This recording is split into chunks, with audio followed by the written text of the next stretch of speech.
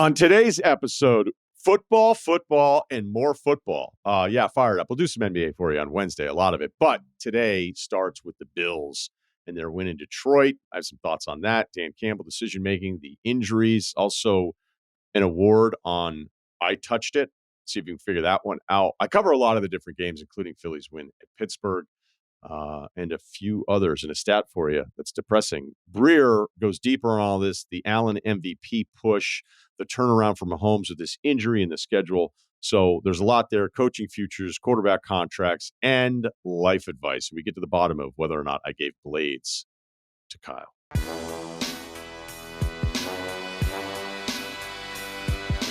We start in Detroit with the Bills-Lions. Potentially a Super Bowl preview, NFL Week 15. Let's do this. So this is a 4-game stretch here for Buffalo where they beat Kansas City. They trounced the Niners. They lost against the Rams, where we could point to some defensive issues that are concerning. Maybe some of those issues that we saw again yesterday against Detroit, although Detroit's playing catch-up because for 3+ hours, Buffalo was the better football team. So now we take a look at the rest of the schedule after this last month, and the Bills have the Pats, Jets, and then at the Pats. So little easier sledding for the Bills. Buffalo's now gone 8 straight games with 30-plus points. That ties an NFL record. And I don't have a perfect way to describe what Josh Allen is doing other than when you're watching this every single week, it feels like he's doing basketball things in a football field. And what I mean by that is football is such a connected sport. Everybody has to do their job for something to work. All these other things had to work out for you. If one piece of it's off, maybe you get away. A couple pieces are off. The whole play's screwed up. You call the wrong play against the wrong defense, all these different things. Allen just has a lot of moments. It feels like once every single Bills possession where he is just above all the things happening. Like he is just going to fix it and make something amazing happen. There's a play that points this out. 1st and 10 at their own 30. He escapes a sack. He rolls to his right. He starts directing traffic. He's on the right sideline. He knows he's about to get hit by an oncoming pass rusher. He hits Keon Coleman in stride for 64 yards down the right sideline, plus the roughing the passer hit. This is the Mike Ditka balls of a mountain lion reference that I've brought up a few different times. Back in the early days of ESPN, hanging out on a Sunday, getting ready to do a Sunday shift to entertain a nation. Mike Ditka would escape from the TV people. He'd come over to radio. He'd throw in a huge chaw. Sometimes he would fall asleep in the chair, but then he would wake up and he would see Brett Favre extend a play for his tight end to get a release, knowing that he was going to get murdered. And Ditka would stand up or just sit upright and scream, balls of a mountain lion, when he would talk about Brett Favre. The other thing is when you hit Allen, even late, it's like it doesn't even bother him. So it's plays like that where, again, I feel like it's every possession with the Bills run this year offensively where Allen just does something that's, look, Lamar does it, Mahomes does these things. I'm not saying he's the only one who's ever done it, but he's just on an absolute roll. He hasn't thrown a pick since October 27th. He has 11 rushing touchdowns. Only 6 running backs in the NFL have more than him. We got an Otto Graham graphic yesterday. Not since. There's a lot of not since with Josh Allen or first evers. But look, kids, Otto Graham was a problem. Detroit giving up 48 points. No team has ever allowed 45 or more points in a game at home and won the Super Bowl.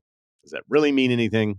Nope, not really. It's just a fact. But the defensive injuries mean something for Detroit. This is getting outrageous. If you look at Detroit's two deep from week 1, 11 of the 22 guys now with the injuries we had yesterday, 11 of the 22 on the 2 deep on the defensive side of the football are out. I don't know if they're all out forever. I don't think so. But McNeil going down yesterday. So now if you look at their front 4, 3 of those 4 from week 1 are out. They lost 2 more guys in the secondary.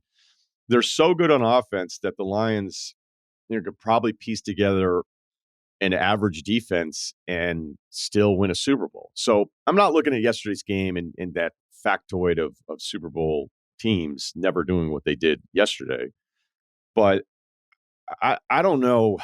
I don't know how long they can sustain this with this level of injuries. Like on Sundays, I'll go through the inactives And you just try to see like, oh, okay, this guy's out. Because I think all of us could do a better job of that, but just kind of gets lost in it where you're like, what's wrong with this secondary today? And you're like, oh, they're actually missing 3 of their top 6 defensive backs. Okay.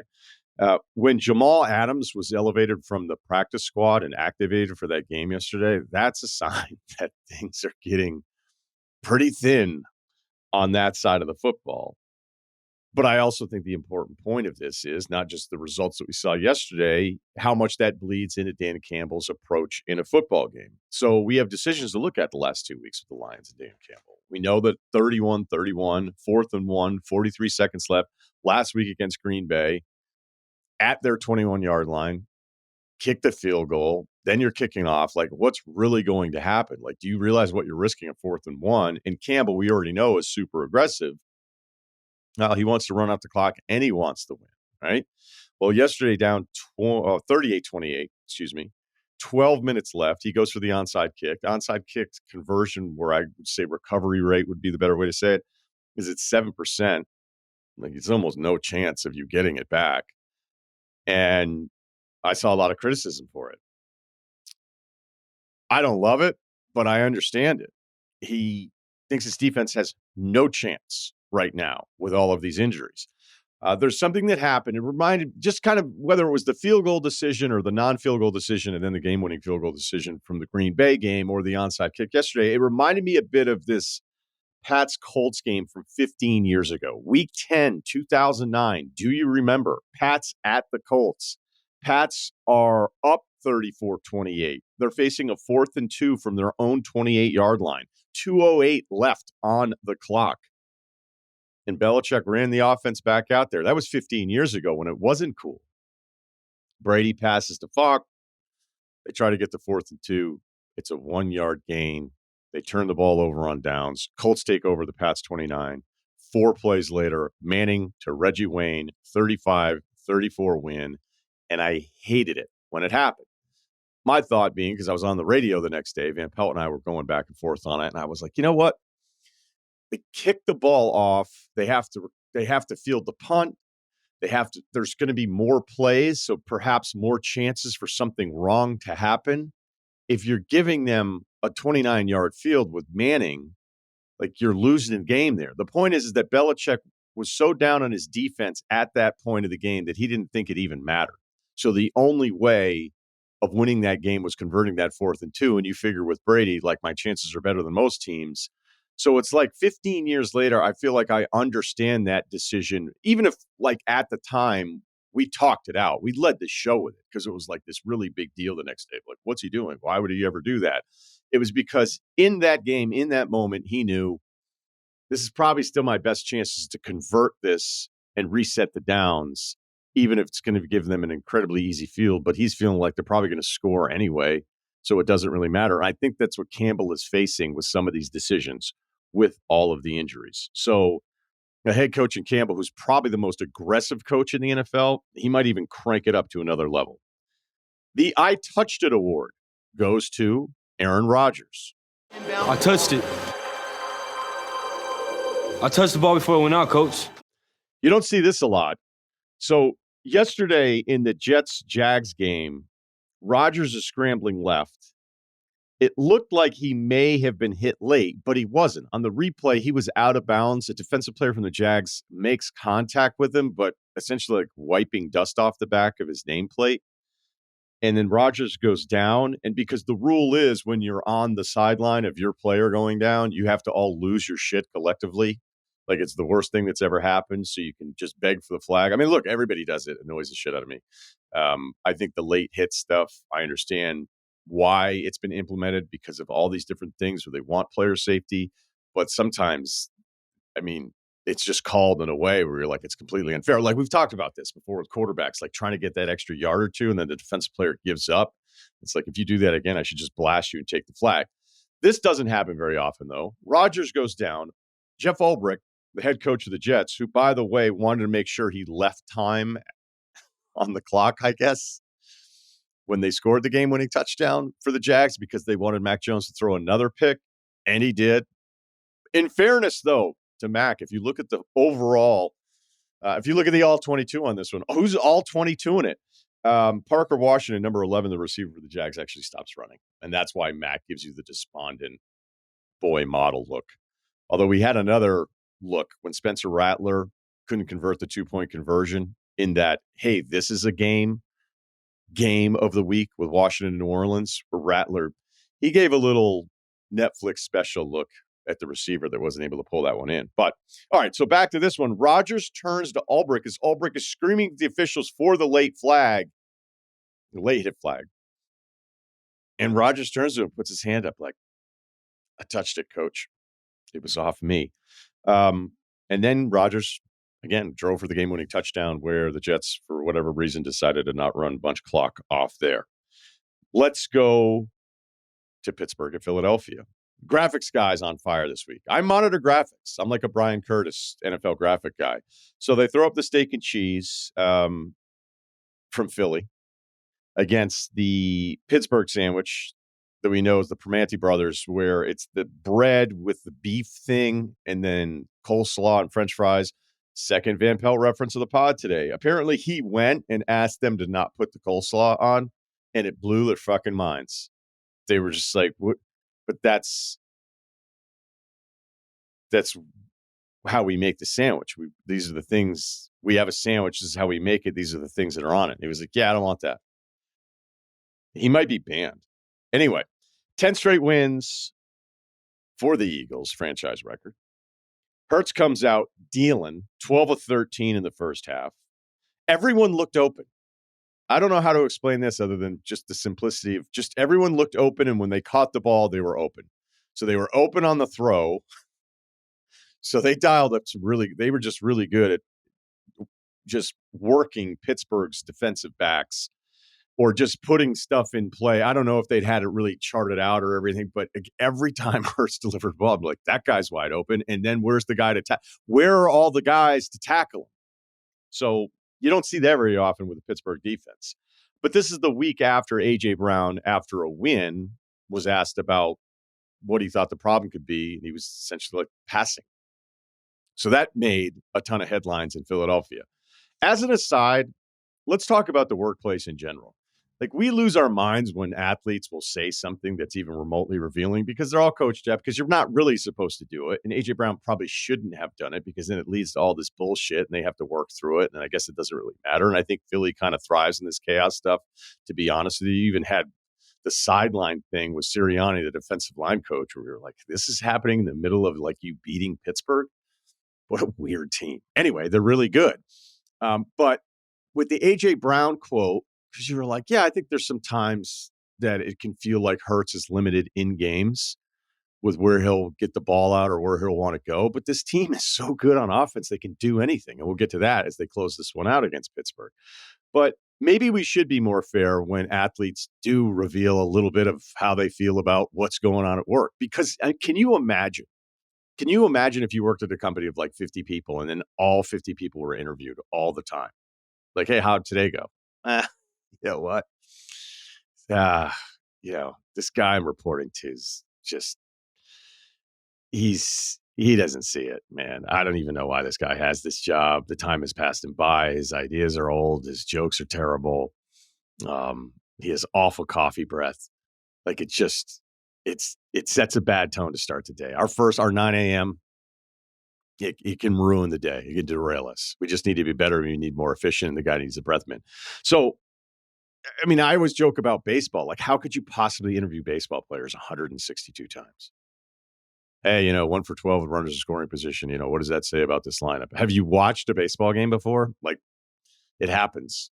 It happens sometimes. But we have to answer all those questions. So maybe with the A.J. Brown thing, if you feel like a person has enough equity within that locker room, they should be allowed to do it and not turn into this nightmare for a week. But it doesn't even matter with this team. So what? Look, Pittsburgh, of course, because it's the NFL, they get back into this one. They're down 20-13. Najee Harris fumbles. I think this is the first time all season. Philadelphia drives to the touchdown. Pittsburgh's down the 2 scores. They're facing a 4th and 7 into Philly territory, and they punt it. It's 10:40 left. So that one, I can understand Tomlin and want to do it. But then Philadelphia just absolutely empties the toolbox. They start at their own 3. They run 21 plays. and the final 10:29 off the clock. They did everything. It was a TED Talk of a football drive. Like, they just covered it all. Concerns about Pittsburgh. Yeah, I'm unchanged on this. I don't think Pittsburgh can win the AFC. I realize no Pickens again for the second straight week. That changes who they are. The deep ball threat doesn't feel like it's even a possibility because at least with Russell Wilson, he'll look that way a couple times. Like if he thinks he can beat the safety on the throw and it's one-on-one with Pickens, I love that he takes those chances. So, look, they have Baltimore. They're at Baltimore, at KC, and Cincinnati to close. I still like Baltimore more. I know that I'll get some mentions from Steelers fans like at Steve's at your mom's. Steve's at your mom's is like, dude, we beat Baltimore already, Russillo. You don't think they can win a shootout? They won a shootout with Cincinnati. 27 last week against the Browns without Pickens. Look, I know Steve's at your mom's. It's just how I feel. Stats. Let's go, Wargon. Stats to impress people. Mike McDaniel, after Miami's loss to Houston yesterday, his record against teams over 500 is 3-15. I went to Houston, Miami going, is there something from this game? Can I learn anything from this game? Will I change my mind about what's possible with either of these teams? Because on the Houston side, it feels like they've been off the radar quite a bit, maybe since the Bills win in week 5 or when they blew the game to Detroit. But at least in that game, I kind of liked them. Like, hey, they're hanging with Detroit, and then Detroit comes back. So they just feel like they're off the radar in comparison to where they were last year. A lot of the C.J. Stroud numbers are the same, except for the 23-5 touchdown interception split that Stroud had. He's got the 9 picks this year. I don't know that that's the end of the world. The opposing yards per play, they're actually third defensively in the NFL. They were 13th last year. The scoring D is about the same, so overall yardage is down. There was a turnover alert with them last year where they were plus 10 in the turnover margin, which is pretty good in the NFL. That was like tied for fourth. Well, this year they're tied for third. So it's not, it could be as simple as it was new and it's a rookie quarterback and look how clean he's been all year long and D'Amico's there. And maybe it's not the name brands defensively, but they can, but nobody's really like picking them to win the AFC. But what an incredible story when you get the QB and you get the coach right. Like I remember those segments happening all the time. They might be the same team. And none of it really matters. The problem is for Miami, they're kind of the same team. But we talk about it in a different way. And I'll get to that because, like, look, this is just a bad Tua game. He was terrible. He had gone over a month without a pick, 184 pass attempts, all 3 picks. The Russillo interception point chart.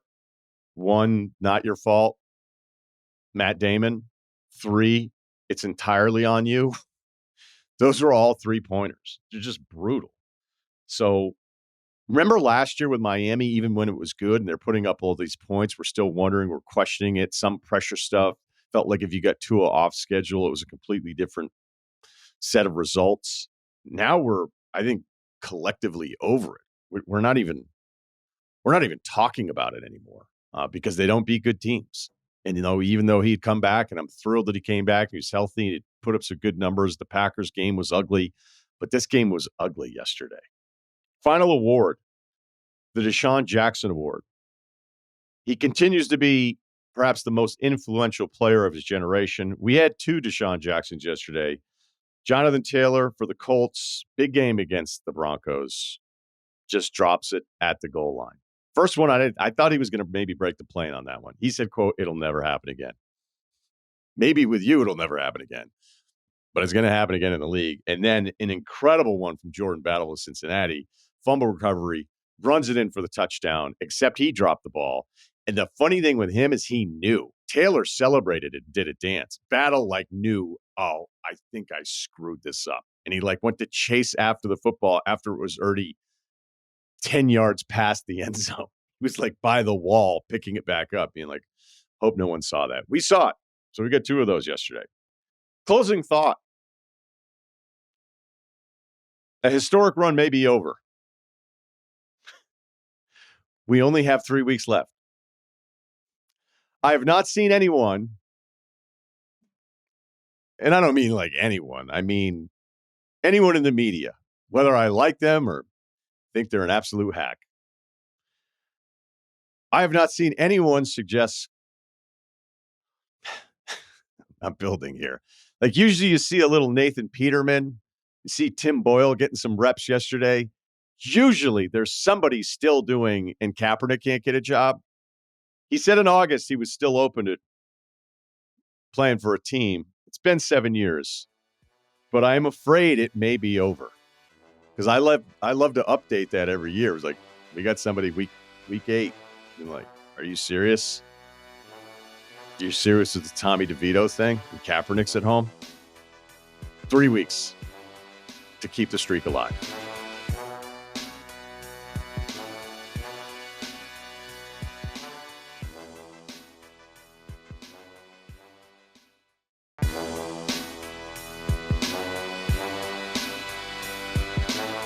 Let's talk some more football with Breer from SI.com. You can read his piece every Monday morning, and we're going to cover a bunch of different stuff here. I do want to start with Josh Allen, which is where I started this podcast. I know you don't have an MVP vote, but I was pretty hunkered down into the Lamar camp for a long time because of what the rest of the team hasn't done around him. Yeah. But as each week continues here with Allen, it's going to be pretty tough to hold this guy off from winning his first MVP. If you had a vote, which way would you go? It'd be Allen. I mean, I think like Lamar would be in the mix. Saquon would be in the mix because I do think Saquon kind of pulled the Eagles out of the fire, when things didn't look great at the beginning of the year. So Saquon would probably be number 3 for me. I think Josh and Lamar have similar cases in that a lot of those rosters turned over this offseason, and it wasn't just on offense. Like the Ravens lost 60% of their offensive line, which is a big freaking deal. Like you lose that much of your offensive line and you're breaking in young guys all over the place up there. And then, the transition with Derrick Henry coming aboard, and then the defense loses Mike McDonald, who's one of the best defensive coordinators in the league, and they lose Patrick Queen. And same goes for Josh Allen in Buffalo. He loses his center, which is a big deal for a quarterback in Mitch Morse. Stephon Diggs is gone, and then the defense is almost completely turned over. And you look at the guys who are gone, the leadership that's gone with Micah Hyde and Jordan Poyer and Tre'Davious White, all out the door. It's I think both of them have sort of had to step forward, and it's like, this is what you need when your quarterback's making $50 or $60 million a year, is like a guy who can make up for it when you have to let people go. And both those guys have proved it.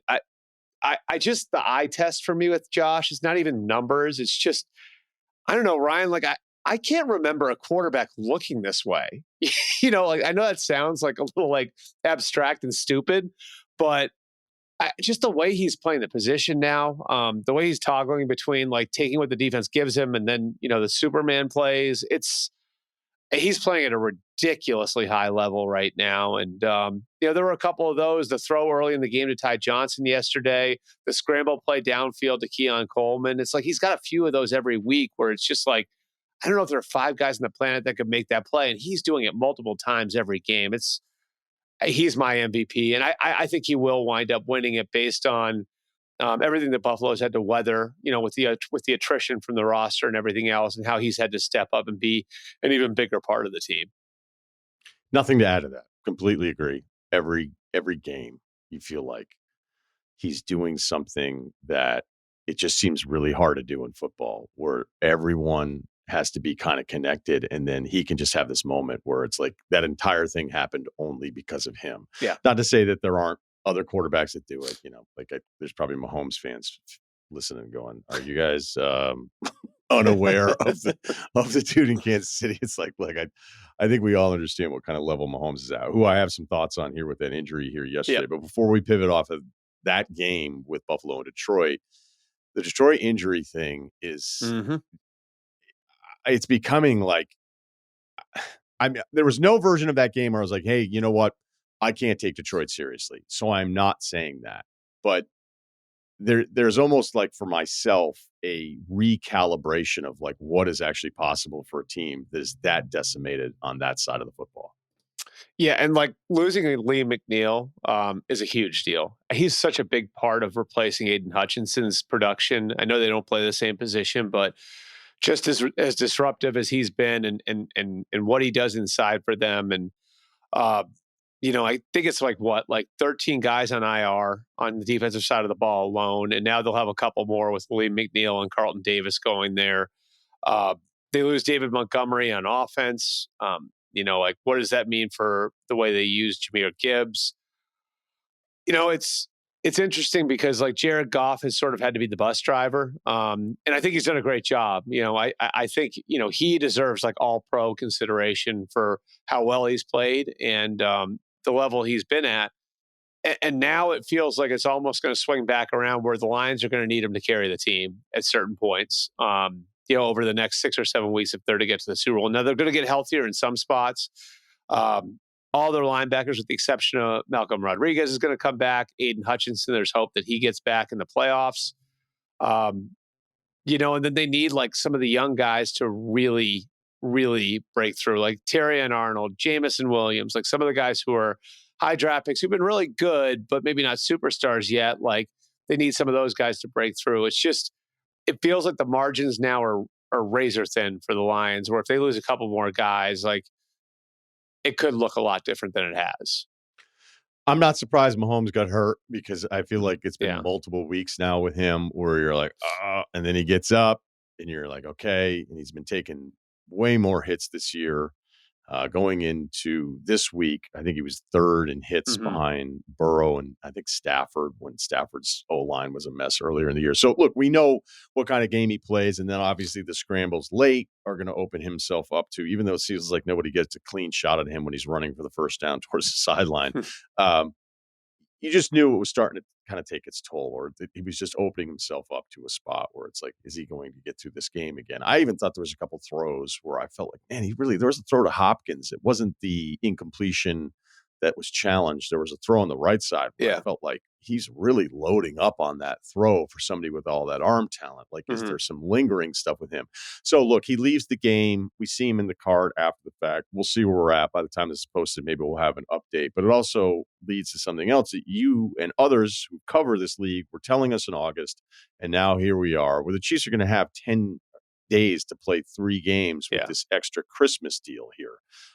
So give us your Mahomes thoughts and just kind of the overriding thing of like, all right, cool, there's more football, but that's a big ask for these teams that are trying to close with seeding on the line.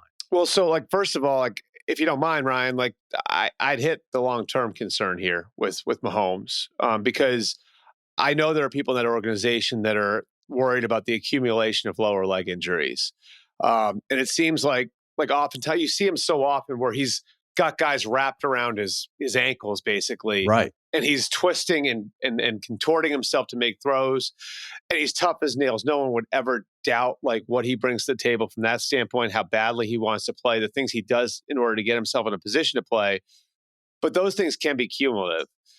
And so I wonder if long term there's some things they got to coach into him. And it reminds me of Todd Haley getting with Ben Roethlisberger in 2012, I believe it was, and or maybe it was 13, right in there somewhere in that period. And Roethlisberger was almost a decade into the league, and he'd done a lot of the same stuff. Now, I'm not saying he's Mahomes, but he had done a lot of the same stuff Mahomes had stylistically in, not being a runner, but running to throw and, being this big body who could withstand the hits. And, Todd Haley coached into him, we want you to get rid of the ball faster. You're not going to hold up if you keep playing this way. And we're going to put these great receivers around you. And you're going to have Antonio Brown and Emmanuel Sanders and Mike Wallace unload the ball. Let them make the plays. And I do wonder if that sort of, like reckoning is coming with Mahomes. And it won't be this year, but in the next couple of years where it's like, look, dude, like I think he's 29 now. Is he 29 or he's going to be 29 next year? Like I don't I'll look it up for you. Just keep going. Yeah. So he's approaching 30, bottom line, right? Like, and I believe he's 29 now that I'm doing my head. I think he was born in 95. So he's approaching 29. 30 and great job. We've seen this with guys who've gotten beaten up at that position. And so, like, I do think that that's part of the equation now with Mahomes is that he's dealt with a lot of this stuff and fought through it, and that's to his credit. But like, I think will be a time where he's going to have to learn to dial it back and play a little bit more judiciously. So that I think like long term will be a part of the equation for him. I think right now, like if I'm the Chiefs, I'm looking at this and I say, you know what, we got a 2-game lead, and regardless, we're almost certainly going to be one of the top 2 seeds. If we win one of our last 3, we're going to be one of the top 2 seeds. So, at worst, we're the top seed playing on Wild Card weekend, and the only road game we would have to play would be in Buffalo in the AFC Championship, where we won last year. It's more important to us right now that we have our quarterback at full speed, as close to full speed as we possibly can have him. And so, like, I look at the schedule and I'm gaming it out, and I see, you've got, obviously a game, with the Texans on Saturday, and then then the Steelers on Christmas. I'm thinking about sitting him for the Texans game, so I give him 10 days of runway into that, which then gives him 11 days of runway if I have to use him in Week 18. And look, the NFL made its bet on this. You know what I mean? Like, the NFL put the teams in these positions where they have to make decisions like this. And I do think, if it's up to Mahomes and it's close, and look, we may get to like 4:00 today, and maybe it's a much more serious high ankle sprain, and he just can't go for the next month because these things can be that serious. But if there's like a question or it's borderline, then I'm saying sit him. And I know, the way that the players talk about this particular injury, how playing on it can make it worse, how it can linger. It's sort of one of those, like a hamstring. It doesn't go away unless you give it a lot of rest. And so, if I'm the Chiefs right now, I'm maximizing the amount of rest I'm getting Patrick Mahomes before the playoffs. And I know he's going to hate it.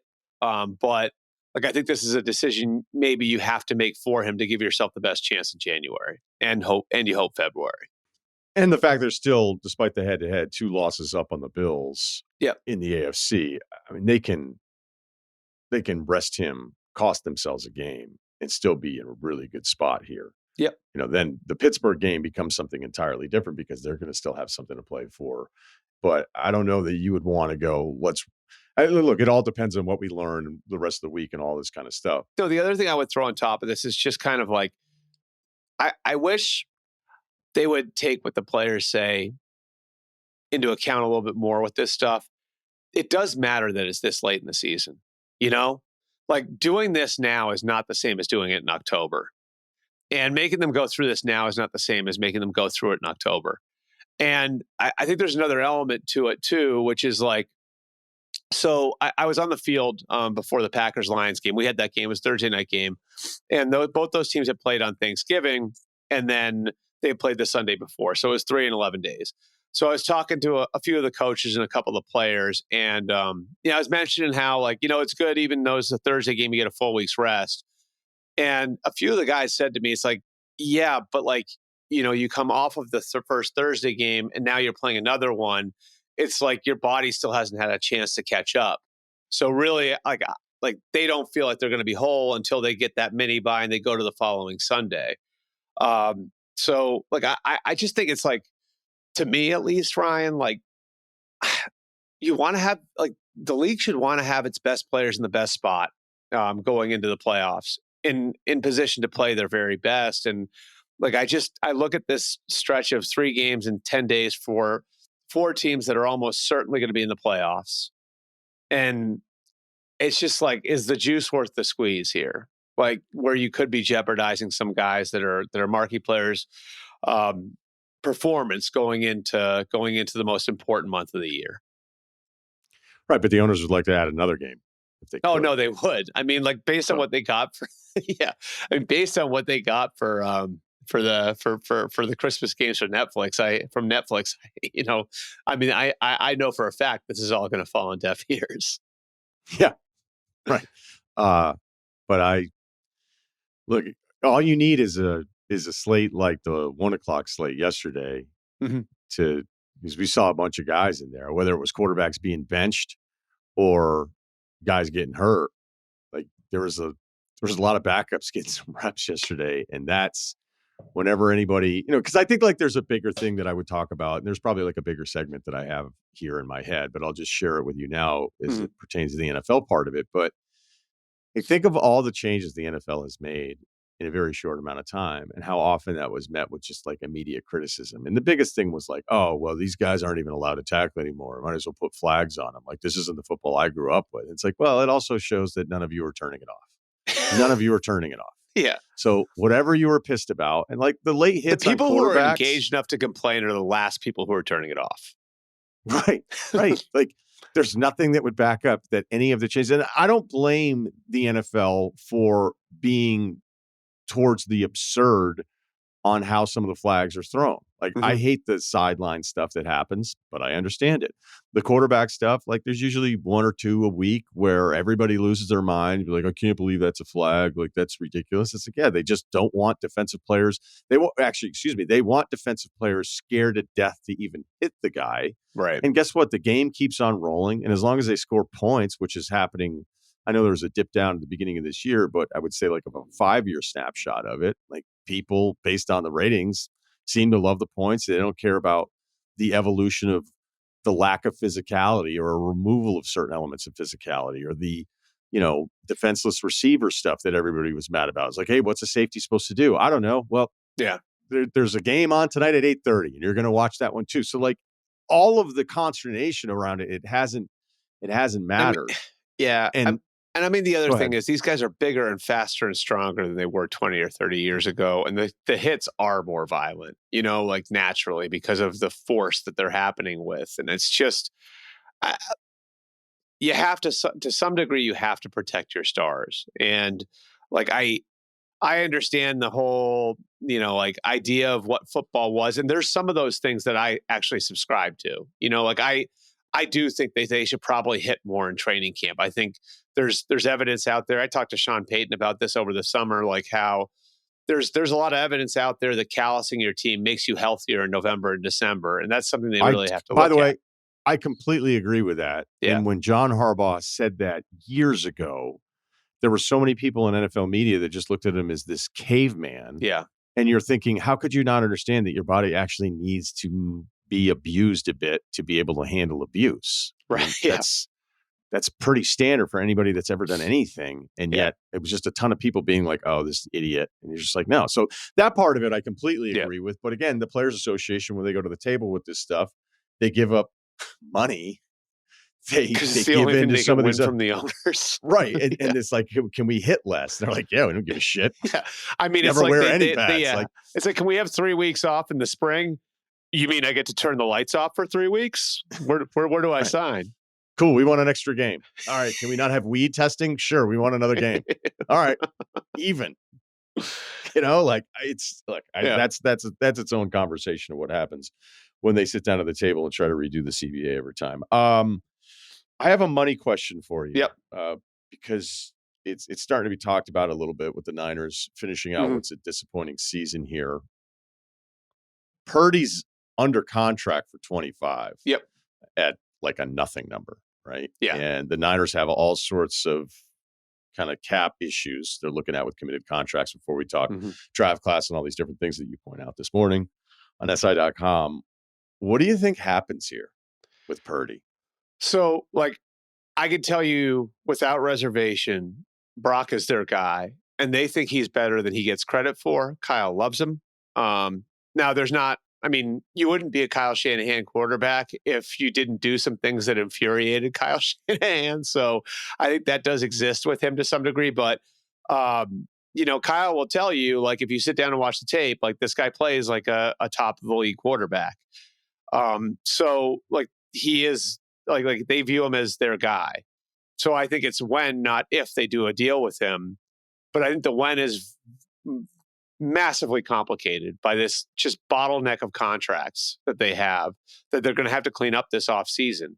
And so, I think what history tells me is that they will try to get out front of it right after the season. That's what they did with Jimmy Garoppolo. If you go back and you look, they signed Jimmy Garoppolo to an extension.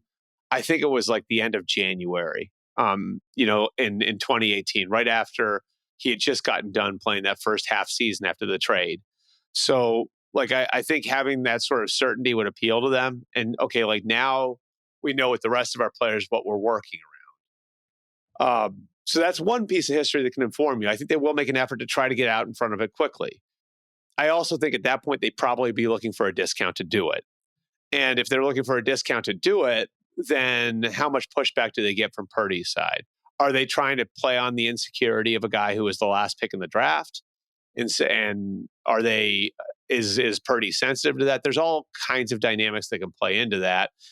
And then there's the history they have the last 3 years. They've had pretty contentious contract negotiations. Last year it was Ayuk. The year before that it was Bosa. The year before that it was Debo. So they've had to ride these things out in the past. So I think they have every intention of getting it done. The question to me is like, at what price and when? And I don't think that they would be bothered by the idea of going into 2025 with Brock playing playing out the final year of his contract and then having to franchise him in 2026. I don't think that's their preference, but I don't think it would bother them that much to have to do that. Because of all the other business that they have to do with all the guys that are left on their roster now. And then, I think the other thing that's sort of a twist to all of this is that there could be two guys that have a connection to that program as veterans that could be available this offseason in Sam Darnold and maybe Kirk Cousins. So if those two guys wound up being available, do you use those guys as leverage to try to get your price with Purdy? That's sort of like, I think, a fascinating element that could play out in the first couple of months of the negotiation. Yeah. Okay. All right. I love this stuff. And it's a good transition because I was going to ask you about Darnold's future here in a second. But I think I would just like to add that the Garoppolo contract was terrible. They made him the highest paid player in NFL history. He had 7 starts under his belt. And then I remember, I think it was the Niners did a thing with Kevin Clark when he was still at the Ringer, where they talked about the Garoppolo contract, and it was so front loaded. And it was almost like, yeah, but look, we paid him so much money now. Yep. Then we don't have to pay him as much later. And you went, that's the defense of this contract. But it was also another lesson in like the way the quarterback contracts work is it's not so much who you are, it's when you're signing him in comparison to whatever the previous quarterback class got when they redid their deal. So that leads us to the Purdy thing, where it seems like they'll probably take care of their guys. Purdy has far more of a track record than Garoppolo did when they did the deal. You could say maybe we just get away with this for another year, but that's not really how teams do deals with quarterbacks that they feel is their guy. Usually they'll wipe out that cheap year because the agent's like, look, we can't have our guy playing on minimum wage when he's the face of the franchise here. It also helps you manage it because you're folding that year in, which brings the average per year down, right? Like, because you're folding in that year at whatever, a couple $1,000,000. And now, so like you add the new money average to the end of it, but that really cheap year on the front end, you're folding that in. So it brings the total average down a little bit. And I think sometimes, that sometimes that number's been wiped out though. Like didn't they do that with Russell Wilson? It doesn't get wiped out. No, it always gets folded in. So like the total number you hear is the new money. So the new money is just basically the big number. And then like, it's not like they have to play out that final year of their contract or the final 2 years of their contract, but that's accounted for and folded into the bigger number. So the earlier you do it, the cheaper, if you add like 2 cheap years, now they can't do that with Purdy because of the rules, but that brings the total number down. I also think like what's interesting about this one too, is like, it's not just, Patrick Mahomes making that much money. Dak Prescott's at 60, Tua's in the 50s, Jared Goff's in the 50s, Trevor Lawrence is in the 50s. So I think the room for the Niners to say, we got to take you under 50, like, I don't know if they have as much room to say that anymore based on how you would stack Purdy up against a Trevor Lawrence or a Tua Tagovailoa or a Jared Goff. So the hard part for this is like the Niners, I don't know how they would negotiate it. They couldn't go like, hey, look, no one else is going to want Purdy as much as we want Purdy. So, but again, you're not really even going off of other comps, as we've just covered here a million times. It's just new guy is up, new guy makes this much more than everybody else. So that leads us to the Darnold thing. I mean, that would That would be, I guess you could negotiate it that way. It just doesn't seem like anybody ever does that with their quarterbacks. But what are the Vikings going to do? Because I think on one hand, clearly, like whenever I read something, it's like the Vikings still really like JJ McCarthy. We're like, well, no kidding. They took him 12th. So Yeah. obviously, if all the same people are there, they really, really like him. But Darnold has answered questions about, hey, what are they like when he has to come back in a game? I mean, the numbers, this guy's had an incredible year. And I think there'd be part of me, even if I was the person that was in the war room just campaigning for JJ after all the work. It's one thing to be excited about what somebody could be versus having a year like this with Darnold. We'll see what happens in the playoffs and whatever, but like somebody that's really doing it. So there's a historical comparison here that I think makes some sense. It's the Chargers in 2005. If you remember, they drafted Phillip Rivers 4th overall, and the idea was they're out on Breeze. Then Breeze goes and kicks ass. And I think they went 12-4 in 2004. And they brought Breeze back on the franchise tag in 2005. Breeze gets hurt. They transitioned to Rivers in 2006. Maybe that's the answer. The franchise tag is going to be more than $40 million this year at quarterback. So it's not like that lump sum is cheap or easy to work around. It is what it is. But look, like having talked to people there, like they laugh at people on the outside who think the bottom's going to suddenly fall out or the other shoe is going to drop on Sam Darnold. I mean, they'll tell you he's a really good player. His quarterback rating has been over 111 times this year. He has navigated through some rough patches.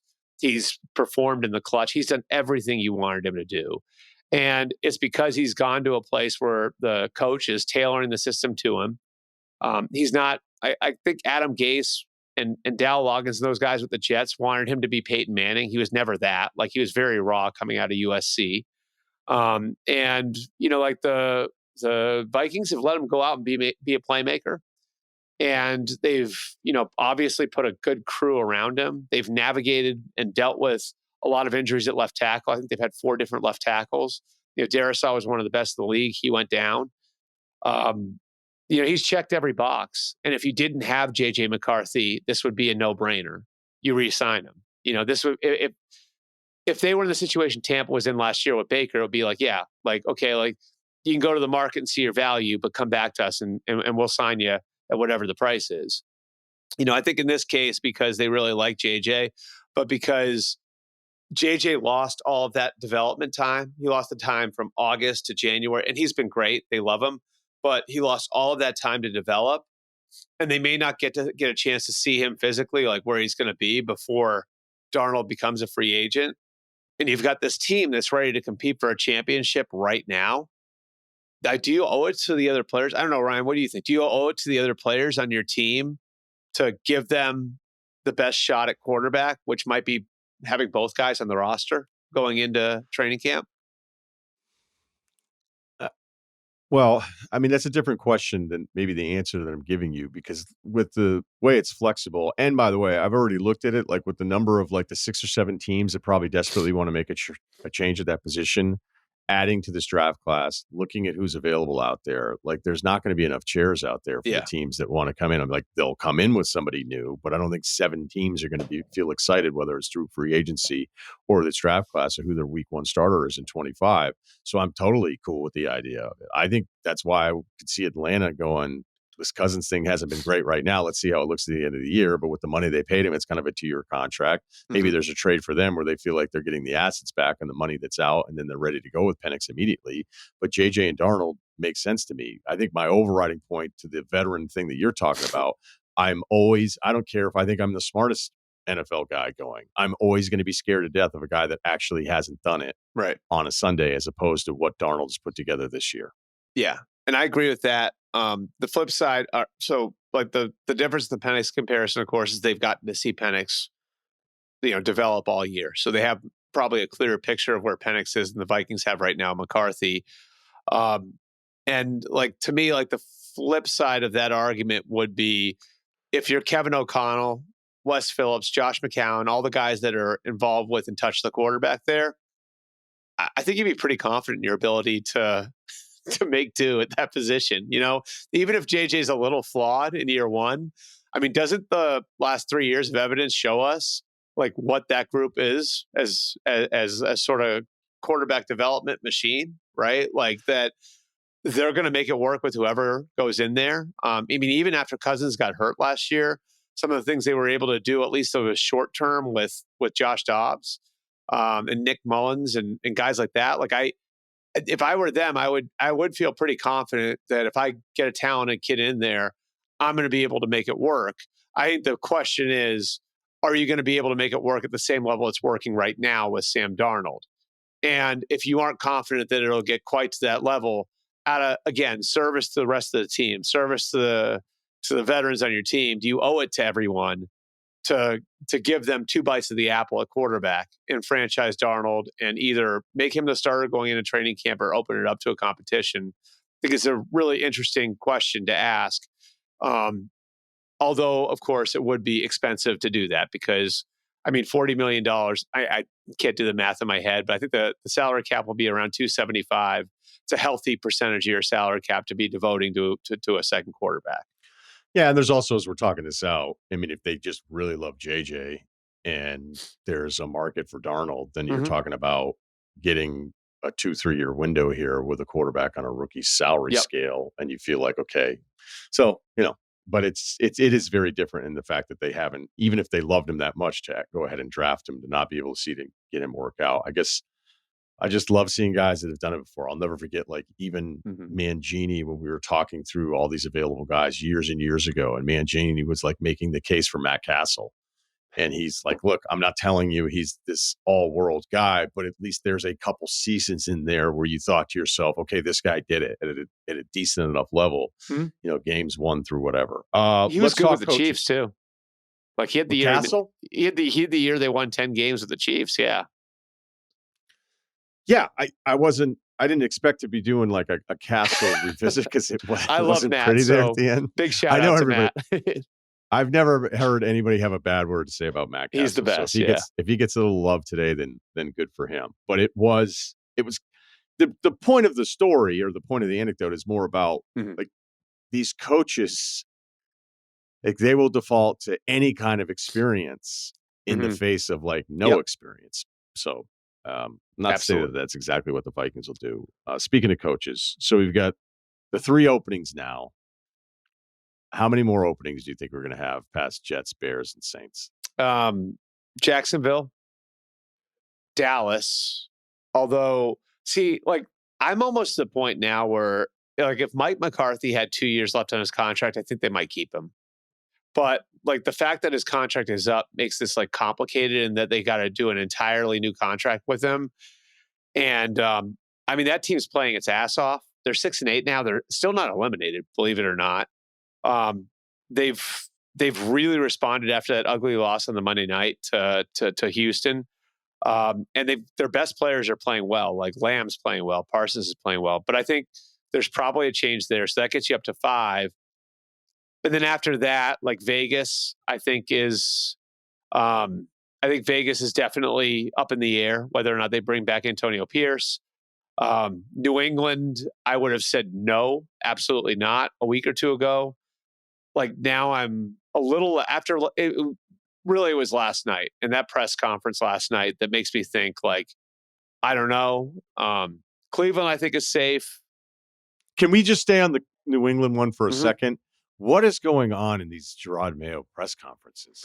And I think you're pointing in particular where it sounded like, as a reporter was asking him about a Drake May keeper on 3rd and 1 and 4th and 1, that Mayo essentially was like, you said it. Yeah. Like as if he was that disconnected from his Van Pelt. Yeah. Right. Like it was like I don't know how you take that any other way, but then you're throwing the offensive coordinator under the bus. And, I don't think it's ever been the Kraft's intention to even think about walking away from Gerard Mayo. In part because of how much they've invested in the guy and put faith in the guy. Like, I don't think it was ever their intention to even consider walking away from him after a year. But, I said it a couple weeks ago. I'm like, barring something cataclysmic. And, my point of reference here is like the Joe Judge thing. 3 years ago when the Maras had no intention of walking away from Joe Judge after 2021. And then that press conference happens and everything comes unraveled. And so, look, I think this puts Gerard Mayo in an interesting spot where they've got a quarterback that I think could attract a top coach. There is probably only one shot they'd get at bringing Mike Vrabel back. And I think Vrabel is going to be the most sought after candidate out there. So, like, do all these things converge now to make Robert Kraft, who's in his mid 80s, say, you know what? Love you, Gerard, but this didn't work out. I still don't think he does it, but I also, like, there's the potential they get blown out the next 3 weeks. They play Buffalo twice in the Chargers in the middle of those two. If it looks really ugly down the stretch, you know, I wouldn't be totally floored if they wound up making a change. And maybe part of it is they back channeled a Vrabel and try to see if he'd be interested before they do anything. I would be shocked if the Crafts fired Mayo. I would be too. But I mean, I would be too, barring again this thing completely collapsing. I would be against almost any coach losing their job after 1 year. I mean, It would have to be like weird stuff going on for me to be like, okay, I have to. But from just a football standpoint, I don't. It's becoming so common, though. That's the thing. I mean, Reich and Hackett, and I mean, it's just, it used to be like really rare. Like, whoa, they fired him after a year. It's actually to the point now where, they've actually, the owners has been this internal push to stop doing this because of the amount of dead money there is out there for coaches and how many teams are paying multiple coaches, In fact, like, that was part of that was part of like what I heard on Dallas with McCarthy is like that Dallas's unwillingness to extend McCarthy and the decision to send him into a contract year, which is really, really rare, was colored by like Jerry being the guy who's like, we're not going to do this anymore. We're not going to just extend guys to extend them. I have one other coaching thing, but I want to give two teams a little love here that I haven't really talked about here. I mean, I could just do this for hours with you today. Maybe I'll try to sneak in like an either or and then one other team. So Let's do a little Houston. They're the 4 seed AFC, 9-5. You run through some of the numbers. There's not a ton that's necessarily different. They feel completely, as I'd said in my open, just off the radar because it isn't the new thing with a quarterback and D'Amico. Do you look at them as anything that's really threatening in the AFC? No, and I'm a little surprised that I don't. I thought I would. I thought that they would be, maybe the 3 seed that could make it to the AFC Championship game, and I don't know that I see them that way anymore. Their offensive line has been pretty disappointing. I don't think CJ's taken the step they expected him to. Obviously, Diggs getting hurt affects things, and they were without Nico for a while. The Nico stretch was explainable where, because I mean, Nico was becoming what looked like maybe a top 5 receiver in this league. Yeah. So like, I think Nico is obviously like a huge piece of it. They lose Diggs, but they didn't have Diggs last year. You know what I mean? Like, and they were without Tank Dell for a while. So it's like still like, why doesn't it look right? And, it does make me wonder, like, okay, is this a critical month for Bobby Slowick as their offensive coordinator? Because they are in such an important time, with their quarterback on a rookie contract and the effort to build around him, So I like some of the feedback I've gotten is that it's gotten a little stale offensively there from a scheme standpoint from other coaches. And, now I think it's on Slowick and the offensive staff to try to move that forward. Going into the playoffs, I think the defense has mostly been fine. I think that's a really good defense. They've got stars all over the place. Hit a little bump there when Will Anderson got hurt, but the combo of Anderson and Hunter, I think, is what they would have expected it to be. Stingley's one of the best corners in football. So I think, like, really, if you're looking at the difference between this year and that last year, it's like they had this offense last year that looked like it was going to become like an intergalactic offense in 2024, and that just hasn't happened. Okay. All right. So last thing before I finish up on a coaching point here, look at the seed in the NFC, Detroit, Philly, Detroit's still the 1 seed because Detroit has the best winning percentage in conference games, 8-1 versus 7-2.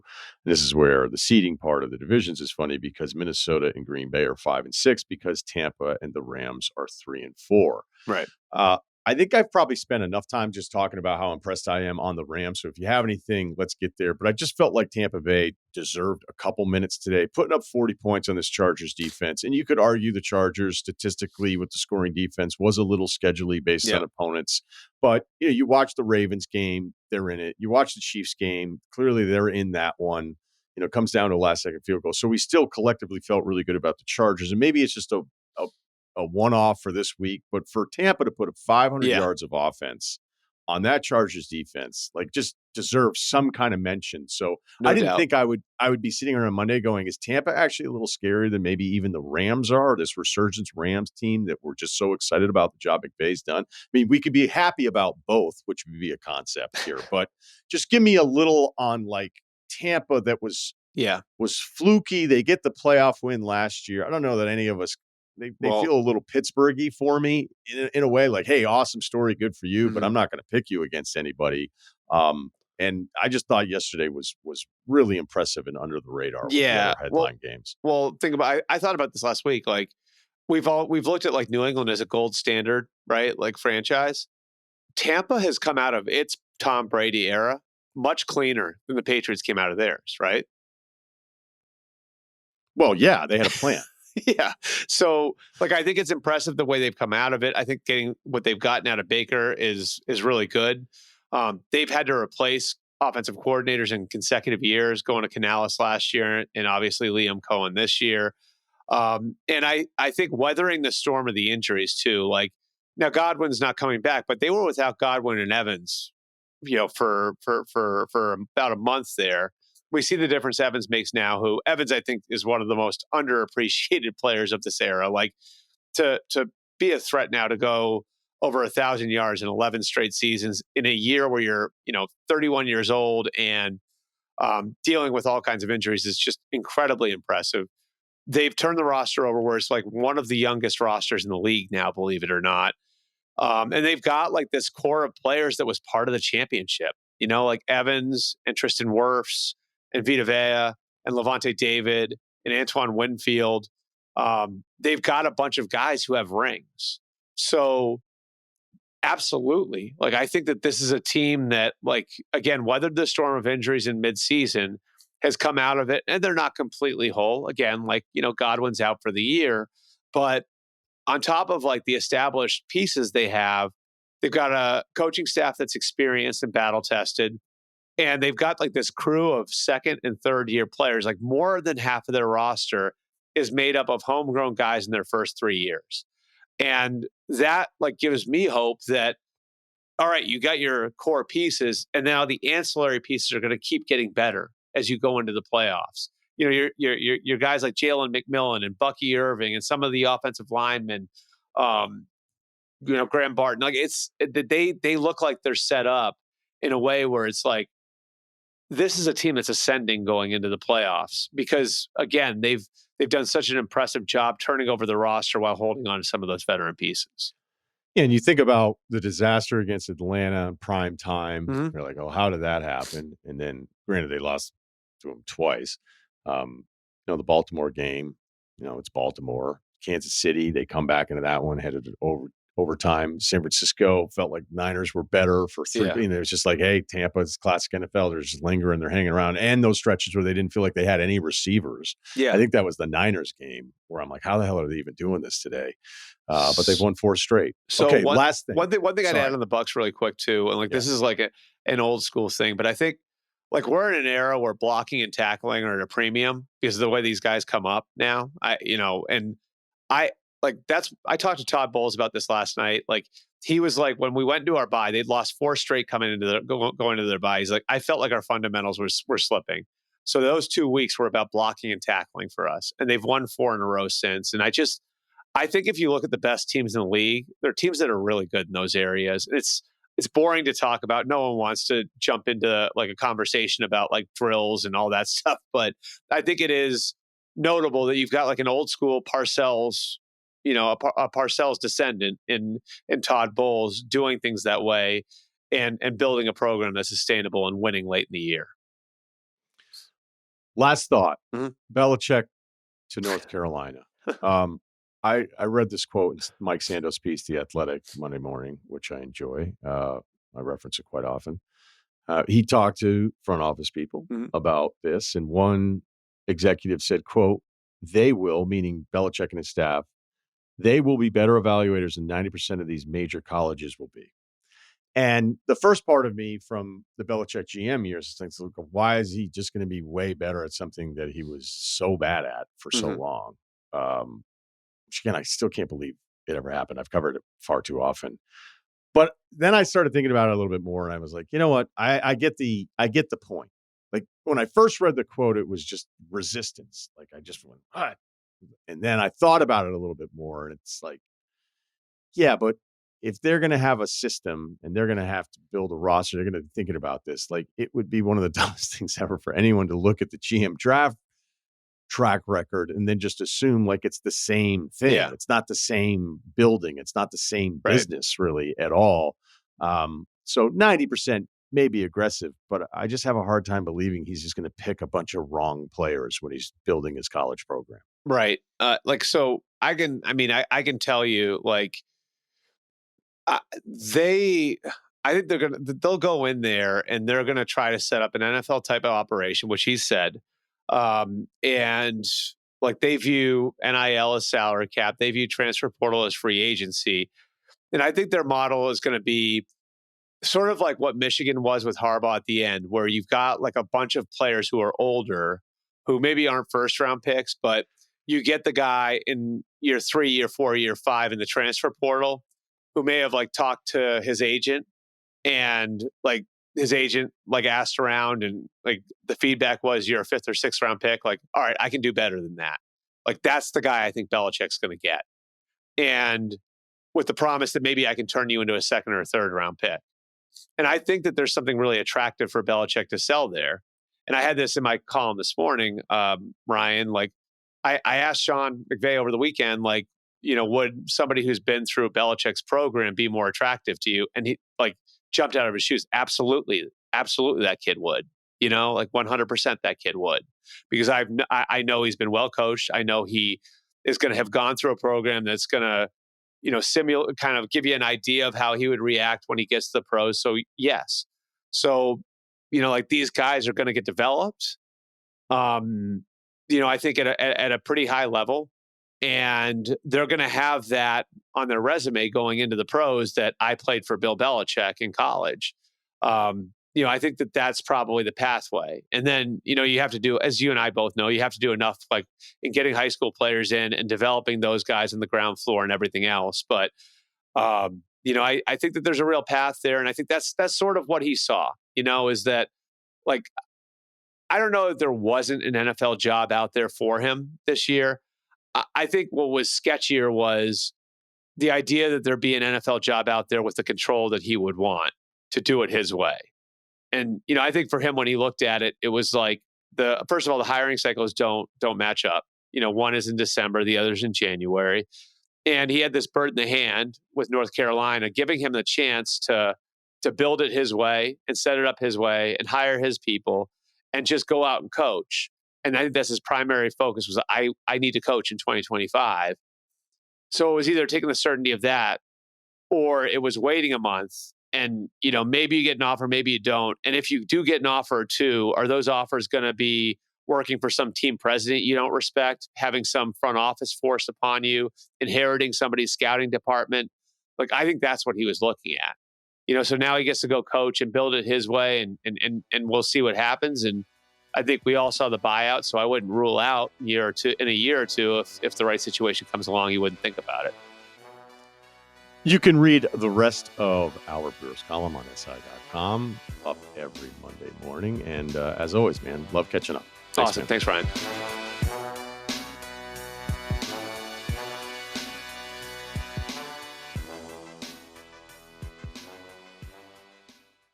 You want details? Fine. I drive a Ferrari 355 Cabriolet. What's up? I have a ridiculous house. in the South Fork. I have every toy you can possibly imagine. And best of all, kids, I am liquid. So, now you know what's possible. Let me tell you what's required. Our email address is lifeadvicerr@gmail.com. We got Kyle. We got Steve. How is everyone? Doing well. Same. It's Got a little soft snow tones here. here on a Monday. Yeah. No, You get a little just, snow. A little snow here in the Northeast. It's nice. Just like a little dusting. I'm a big snow guy. So Been real itchy don't mind it. lately. I don't know. That's something that I've been Googling. It might be called something called winter itch, but we're not really a big winter Oh, you're itchy. thing. Yeah, I'm just scratching like crazy. I don't know. It's not bed bugs. Yeah. I've had bed bugs before. I know what that is. So I don't know. I'm trying to get to the bottom of this. Maybe just a little more moisturizer in my Eczema? life. I don't think so. I mean, it's red. I scratch it and then it goes away. That's not like anything that's, sticking around, but it's driving me nuts. New? Other than that, That's I'm new great. for you? That's what's new. Could be a body You- chemistry thing, right? Getting older. God, I hope not. Did you switch your deodorant? No, I'm a degree guy. Mm. Been a degree Okay. guy forever.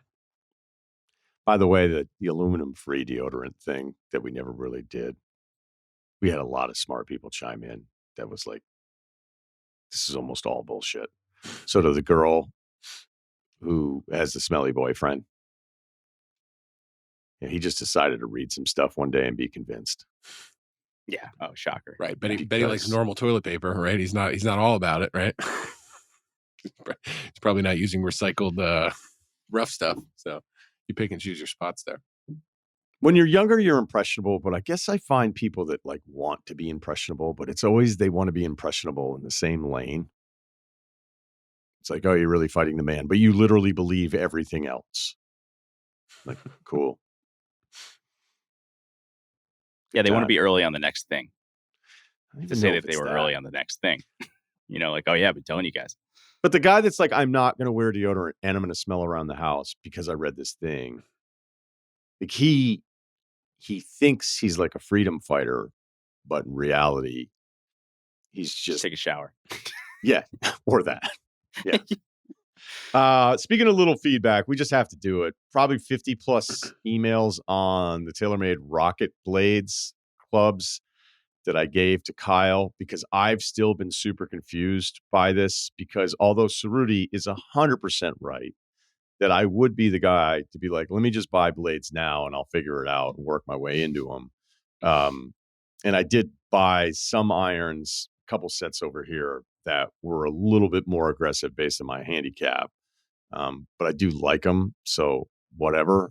But I've also learned too, like golf, you don't just, it's not like playing hoops. You're like, oh, I'm going to wear these sneakers today. Like you kind of have to learn your irons. So just being like, I'm going to play these today. No, I'll play these tomorrow and this will be fun. And maybe I'm just going to do a lot of just tight little fades with these guys, lot more shot shaping.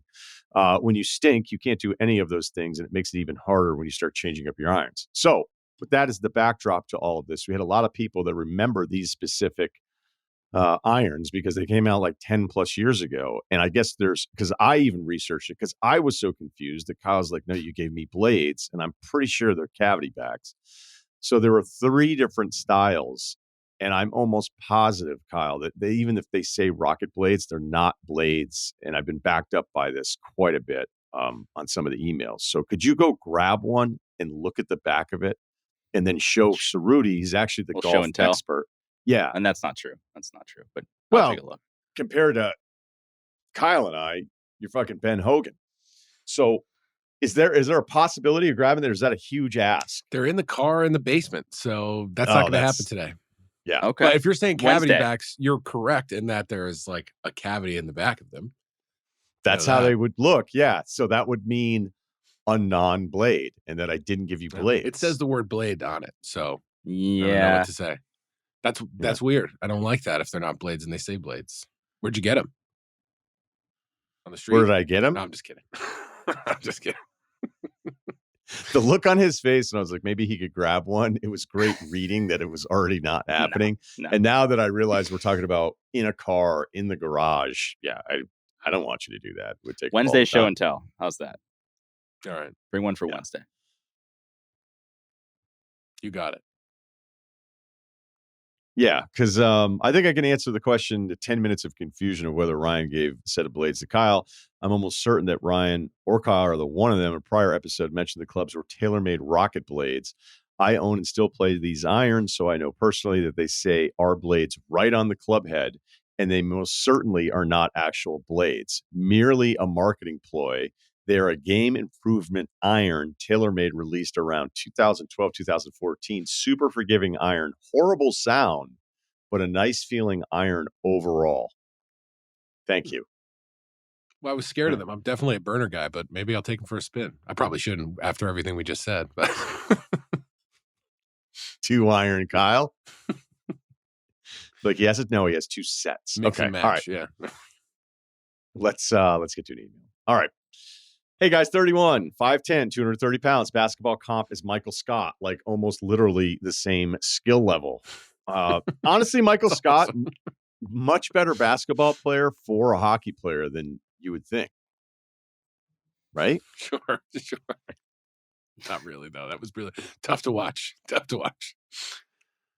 They were like, hey, he's been really good, and everybody likes Steve Carell. He's an awesome skater. Can we do an episode where he skates and hockey skates? Like, yeah, birthday party. Finally.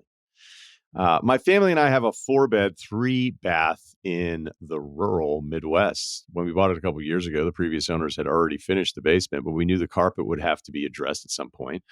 That time wound up being this weekend. We called the local contractor the previous owner had recommended. Let's call him Benny.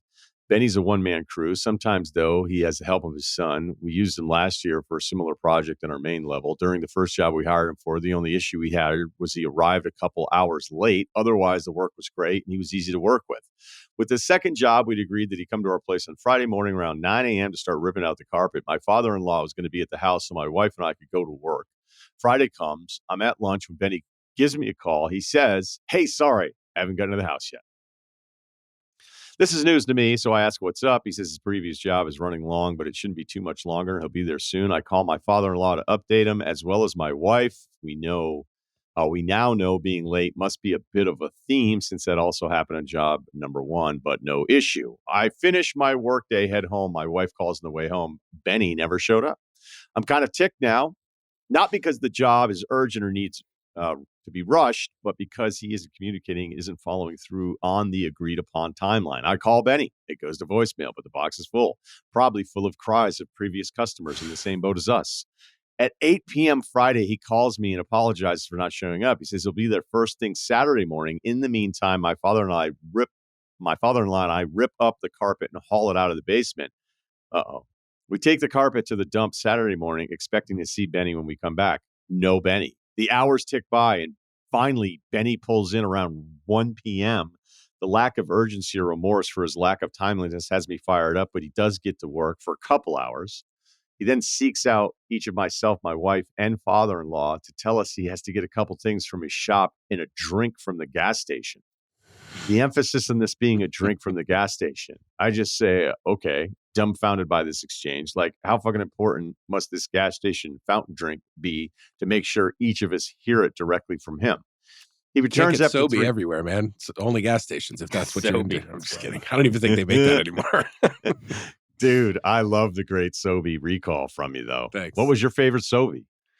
I don't know. I think it was like some it was like a pink one. I don't know. I kind of got scared off. I got scared off by like the white cloudy ones or whatever that was. Like, I wasn't a big like purple ketchup guy either. Something just didn't when it looks weird, I don't know. I don't think it works for me. But definitely feel like I should be saving up my money for Sobeys when all the other cool kids were having them too. I feel like I drank the green tea one a lot. Yeah. It's cool. The green tea one was good. Do they still make Sobe? I haven't seen them anywhere, man. Maybe like Midwest or something, but I don't know. I'm seeing right now, discontinued. Yeah, that makes sense. Oh, wait. Can be found in stores occasionally? Well, then you should maybe audit those stores. If the last one was made in Strawberry banana. Yeah, I wouldn't do that one. I don't know if it was like a surge situation where you could only buy them like used on, well, not used, but unopened, online, which, if you're spending like hundreds of dollars for a soda that came out 20 years ago, like, damn. There are some snacks I'll look for and I'll be like, if I could find them, I would pay a gross amount. What? Hate to say this. You guys remember cheese waffies? Nope. No idea. Yeah, don't worry about it. You can't find them anyway. It's a wise snack. Cheese waffies. Sort of, Yeah, it was like a Googling cheese now. sandwich, but they were like waffle crackers. I don't know. They That they makes would load sense. it, and if you ate one of those small bags, it was like, I'm sick.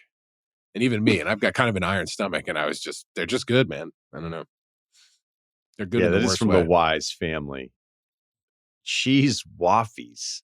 I found them. Not Yeah. cheese They don't look waffles great. either. No, Yeah, no. waffies. Yeah. 99 cents, big bunch. Yeah, can't find them anywhere.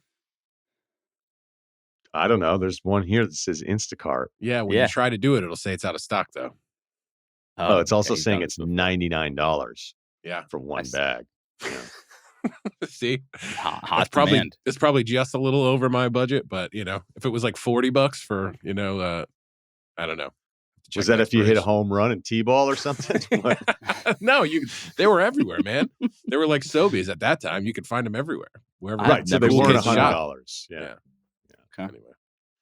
So were you like ever here comes like Iced Tea Kyle or Arizona, like I could see you being having a trademark I was drink. a big Arizona. I love the cranberry tea, mucho mango, in high school for sure. They're just unwieldy Arizonas. There's no cap on them. You just kind of got to commit, and then you're like, you put it in your hand for the rest of the time. So but yeah, Arizona for sure. Vitamin water, Formula 50 when that came out. Can you imagine? I was all over that. But yeah, I think it went like Sobe, vitamin water, then Arizona. Now I'm a big Celsius guy. Not cheap. Ooh, look out. Mm. Starting the day with a little kick. Yeah. You've seen the Arizona guy, like the owner, he just like refuses to raise the price on those. Have you noticed the 99 cents is not on the new cans anymore, though? Oh, so there's like It's not being printed on the cans anymore. don't love that. You think you'll get like an influencer, like a fitness influencer thing with Celsius? Dude, if I could drop some serious weight, I don't think it's off the table. I don't think it's off the table at all. I don't know if you're what they're looking for, but I think it should be what they're looking for to round out the portfolio of influencers. Yeah. Yeah, not every person who's, hawking a product has to be an Instagram model, All right. Get the regular Joe. Enough. Being supportive. All right. But at least I think it was a nice detour to just understand what drinks can mean to dudes. Sure. And seriously, this carpet guy loves whatever's waiting gotta have for what him. he's got to have. Yeah. So he returns after 3 hours, which is almost how long it took us to get back to the email. This is now 5 p.m. My wife and I leave for a Christmas party that we don't think had any chance of interfering with this work project back when we scheduled them. Meanwhile, my mother-in-law is now tagged in to watch the kids and stay at the house. Benny leaves about 8:30 Saturday, work still to be done. He tells my mother-in-law he'll be back Sunday, which is today. So this is email from you. This is how upset this guy is. He wrote this whole email out yesterday. That'll be back after church. Can't really argue that our carpet install is more important than the big guy, so I'm okay with it. He also shares he can't go on a Monday as he has a large job starting then. So he takes solace knowing Sunday has to be at. Well, the sermon at church must have been over the whole freaking Bible, as Benny didn't show up until after 5 o'clock today. Dude, he's at your house on a Saturday at 8:30 and a Sunday after 5. He's doing extra work. Like, you're not on his books of things. He's like, I'll get to it when I get to it. I win. I have extra work on the weekend or whatever. This is not. Oh, okay. All right. So sorry, because I just feel like it's so long. I didn't mean to interrupt you guys, but I'm writing this as we were again dealing with the uncertainty of his antics and trying to keep the peace in the house while bedtimes and early morning for work are on the horizon. I'm also not mention that our 2 dogs who get scared shitless literally by strangers in the house. We've been hiding them like hostages in our bathroom each time he's here. Benny just left at 9:30 tonight. 9:30 on a Sunday, carpet install. Those are crazy hours. Share with me, he has about 1 to 2 hours of work left to do. I said I'd call him sometime tomorrow to help to figure it out when he can come back. I'm blown away by the nonchalant style he has. Like, nothing is wrong with not being on time or the minimum communicating when he won't arrive as expected. What should I do? How should I communicate this frustration or just leave it alone at this point? We didn't have to put Any events or shindigs on hold for this, and the work he's doing is good. I haven't paid him yet. I honestly don't know if I have it in me to request a discount due to the whole ordeal. But if you guys think there's a case for that, let me know. If he's doing good work, get it over with. Never call him again. Pay him his full amount. Look, this sounds like Benny is self-employed. All right. Yeah. And in the beginning, I was going to be on Benny's side. I knew. And this is absurd, but Benny doesn't give a shit. Benny took 3 hours to go get a drink. Like he's time is not money for probably Benny. wasn't even a drink, by the way. I think he lies about where he's been. And as a guy who smokes, if you need to get to the gas station and you don't want people to know that you want to get a pack of cigarettes, you say you're thirsty and you need a drink. That's just what happens. If you need cigarettes or chewing, if you need a tobacco product, there's really, you go to a gas station and you make believe you're buying a Slim Jim and a Sobe or whatever it is you're drinking nowadays. So I think that was probably part of it too. I don't think he needed a drink from the gas station. Go ahead, Ceruti. I think you're right. I think you just got to see it through. It's going to suck. If he's not like mangling your basement, pay him his fair share and you don't call him again. It's probably what you got to do. Yeah, it's annoying, but you don't have to look at, the shoddy work for the rest of, and be like, is it okay that I paid him and like I feel like I'm less of a dude or whatever for this? Like, no. And I like what I said before, I think he's probably not treating it like his big job that's on Monday. He's doing it on the weekends on off hours. He's just trying to squeeze it in. So he beat the system and he made some more money on his time, but he's not doing it at 8:00 like he has to do this big job on Monday.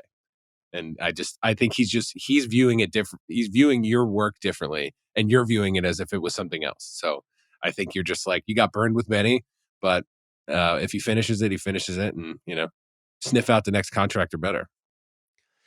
Well, you may think you will. And this other guy, he did a job and apparently it was all right. But yeah, eventually it becomes kind of ridiculous. And then you don't really want a dude around your house on the weekends on top of everything else, especially when you have a family, you have the dogs and all that stuff. But I'm just telling you, like, he doesn't think that's discounted math. He thinks he's doing the job and he's getting it done, even though there's been some ups and downs. And clearly he has other jobs going on. As Kyle said, he's trying to make all of this work. I admire the fact that Benny is self-employed. I also wonder if he's self-employed because other people were like, I can't work with this guy anymore. Jobs weren't happening on time. Yeah. Too many Sobe breaks. Yeah. Yeah. He's just doing his own thing. I mean, there may be, and I'll be nice about this, a way that Benny sees the world where he's like, what's the problem? Yeah. So that's getting done. Yeah. Yeah. So that's like the tile you asked for. I don't know. What's the problem here? No, you sit there, you ask him for anything you want. Like, hey, what's your discounted rate for fucking this up? But you haven't actually established any of that yet because you want the job done. You're kind of just stuck. You're just kind of stuck with this whole thing. You like, look, if you think it's going to make you feel better to go, hey, I don't appreciate this. I don't appreciate all these different things. And you need some kind of like closure, like a relationship. Go ahead. Let Benny have it as you hand the check over to him a little bit. But the discounted rate thing, it's probably, I mean, you can ask for it, but I don't remember ever seeing like a lot of sheetrockers go, yeah, sorry, we weren't able to finish everything like on it's kind of the way all the moving pieces kind of fit in with each other. So yeah, not to bring Chargers fan Judy into this, but that's a case that the customer would have lost. She would have been like, pay the man, get out of my courtroom. So even though you get why you're upset, it's just, you really don't have a leg to stand on there. Yeah. All right. Okay. We get a car accident here. 28, 6 foot, 175. Jim Stats was in the 800 club, currently not getting near those numbers, although I consider myself an all-around athlete. Sub 345 marathon, shot an 80 in golf, bowled a 192, hitting dingers in slow pitch softball, including inside the Parkers. Well, you, sir, gave us the full palette. Congrats, man. What's the 800 club? Is there a short way to explain that to me?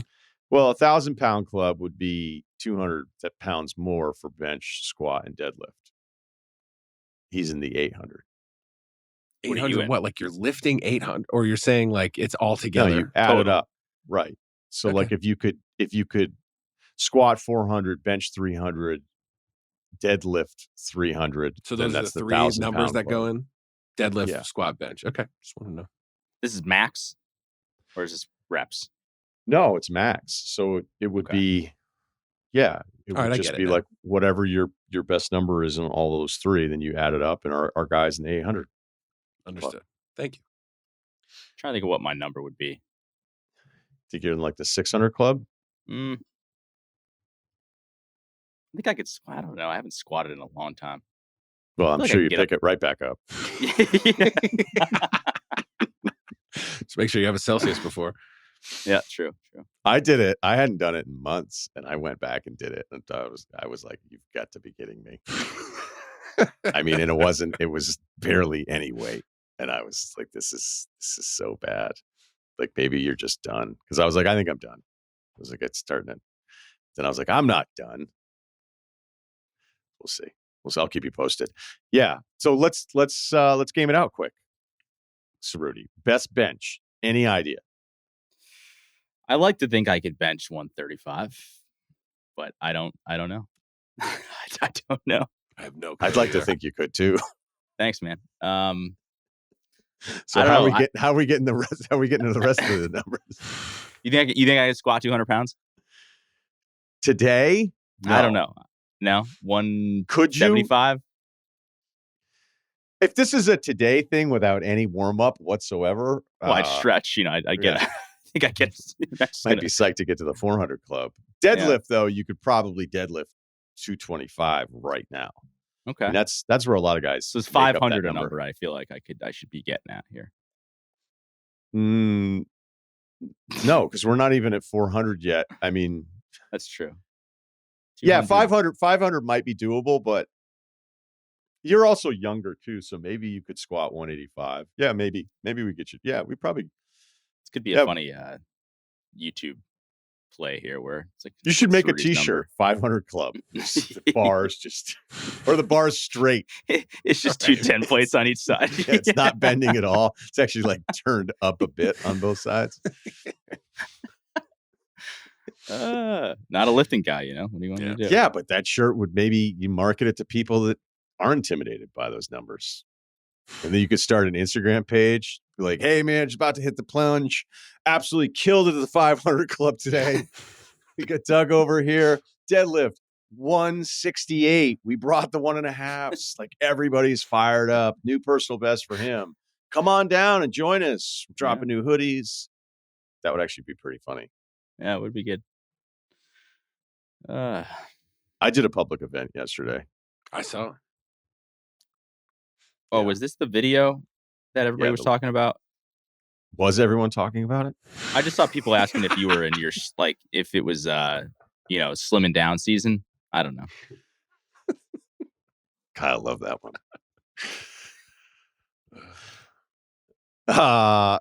Slimming down? No. Okay. Although there was just a specimen of a guy yesterday. He took his shirt off before I got to take mine off. I was like, fuck. Figures. The one other guy. Huge. The one other guy. No, and they were like, well, he was like, I'll get in the plunge first. And I was like, God damn it. I'm going to follow this act. I didn't run, by the way. But yeah, it was for Legends. It was a local pop-up shop. Showed up, jumped in the ice baths. People did a fun run. I said hello and then ran back to watch the rest of the football. All right, so we have an email here. Loose Monday, huh? Loose on a Monday. Yep. So we started listening back when you were with Cannell. Overrated, underrated, properly rated is still one of my favorite segments of all time. And Ceruti's. Let's do it again. Let's do an NBA one this week. Done. I was going to ask you if you guys wanted to do a YouTube this week, but yeah, could do it. Do you want to do it with that? Could do it. Yeah, let's do a YouTube only. Okay, done and done. Don't know if I can do it, but heard that before. Yeah, we'll see. Put it on the may books. or may not be there. Right. Good chance I can't do it this week, but love the idea. Here, let's go. Nice. Can we tape it at 8:30 Saturday night? You guys aren't busy, right? And then don't show up. Like, oh, that was this Saturday. Haven't heard any emails about a car accident, so I figured this could be unique enough. This past summer, I ran the local 4-mile race on Father's Day weekend, and on my way home at 8:30 a.m., a guy blew a red light and T-boned the front driver's side of my car. After the accident, I see the other guy and recognize him from years of Park District League slow pitch softball. Never spoken to the guy, but I played against him for years. Still see him at the local bars. After the accident scene, after the accident scene was locked down by police. I was loaded into the ambulance on a gurney in shock. Whoa. On the way to the hospital, I'm facing the rear of the ambulance strapped to the gurney, and the EMT asked me some questions related to the incident. Then he starts repeating the questions, and I realize he's interrogating the dude that just totaled my car, and he's sitting 3 feet behind me. In the moment, I couldn't fathom they put us in the same ambulance. To spare you some unimportant details, skip ahead, and I find out the impact tore part of the AC joint in my left shoulder. Likely the outer AC ligament is forever torn. I did the physical therapy and currently have no pain and full range of motion again. I recently started going to the gym. Everything is on the table except for benching. Chest workouts are still not possible with more than 25-pound dumbbells. Won't be trying barbell for another 6 months. Flash forward to 2 weeks ago. On Thanksgiving, I'm running another race, the local turkey trot here in the Midwest. Race temp of 28 degrees. Okay. I find some friends before the race and lock eyes with the guy that hit me nearby. I end up just looking away and avoid any sort of confrontation. I've never been a fighter, and the setting obviously wasn't the time for a conversation. What were my options here? Should I have approached him and said, "Nice to see you. I figured you'd be in prison"? What? End quote. Definitely not that. No, dude. Or should have I expected him to apologize? Moving forward, I can only hope to return to hitting bombs in softball and beat this guy in the diamond. Whoa. All right. Well, look, first of all, it doesn't sound like you should be fighting anybody for at least 6 months. So put that one AC out separation. That's tough. Had that. Can we take the 10,000 foot view of this? Like, without having any information of why the guy ran the red light or T-boned you or whatever, like, could it have just been an accident, or is the guy an asshole? Does he drive like an asshole? There's nothing. I think we just leave drinking off the table 8:30 a.m. or whatever. But this emailer's obviously very upset. His car gets T-boned. He's got some serious damage, like could be long-term damage. He obviously loves to compete. He mentioned softball 3 times. So I'm wondering, because there are people listening to this email, because I don't want to be getting it wrong. And it's not like I'm like, this sucks what this guy just sent us. It completely sucks. But is anyone else, like, at least I've only got Kyle and Steve here, could it be as simple as you need to chill out? It was an accident. Yeah, that was going to be my thing. So it's the only thing I would say, dude, he ran a red light, but come on. The only thing I would say is, if you kind of know the guy, it sounds like he wants some closure, like at least an apology, something. If the guy didn't say anything to him and he's just kind of floating around town. Yes. That's like that. That would bother me. I don't know that I would confront him and like be, I don't know, go that route, but I get why you're probably upset to be like, hey man, it's okay. Accidents happen, but like apologize to me, talk to me, say my bad, maybe buy me a beer or something. I don't know, anything. And it sounds like he hasn't done anything. Yeah, So, I gave those guys that I hit on Christmas Eve, I gave them all the money in my pocket that day. So, do something. Yeah, no, that's a good point, Ceruti. Like, legitimately just needs some acknowledgement of it. Like, to be the guy that T-bones you and to never acknowledge it. Like, I can't imagine if it was someone within the circle of like a small town where you're going to be running into each other. This guy's they haven't known each other, but they know of each other for a really long time. And they just feel like I'm going to ignore it after you're right. You're right. I can see that. I guess maybe the level of like, I thought good to see you. I thought you'd be in prison. Like that cranks it up a notch. And also saying I'm not a fighter, so what should I do? It's like the fact that that's on the table, like the nature of this is an accident. You know what I mean? It's not like your family was in the car and he was drunk driving. Like, that guy's paid something for what happened. Not probably physically, but his insurance probably sucks now. Like he's had enough probably happened to that guy where he's just like, well, I paid my dues. And I don't think that's a good view on it. Like, I think you should still be like, sorry. But I think he probably was like, yeah, my life sucks a little more now. So I guess that's how the world works. Even. Yeah. That's probably what he's probably embarrassed. He's probably embarrassed too. It's just like, hey, if I don't confront this, if I don't say anything about it, it'll just go away. Yeah. Being a bad driver sucks as a dude. Like if you get that like rap, like when I was 17, 18, do you have to shake that? A lot of my friends, I think I'm a great driver. I think a lot of I don't even want to say it. I won't say it. But I think a lot of no, I'm not gonna. You can't make me. But I think a lot of my friends, I was kind of the guy who was driving, like they just didn't have cars, and my dad let me use his car a lot, and they were just like, they asked me to drive them everywhere, and I would because I just wanted to be out of the house. But then they'd be like, "This guy's crazy," I mean, I was just doing teenage stuff, and maybe not signaling before turning and stuff like that. But I definitely shook that. But for a while, they were just like, "Man, bad driver Kyle." That was like kind of the moniker for me, and that's totally not true anymore. But as a dude, it's not good to be known as somebody who's like, "Yeah, you got to watch him. Good luck," Yeah. So he probably has a little bit of that too. Small town. It's like, did you hear Jeff fucking blew through a stop sign? Watch out for Jeff. See, I had the opposite of that.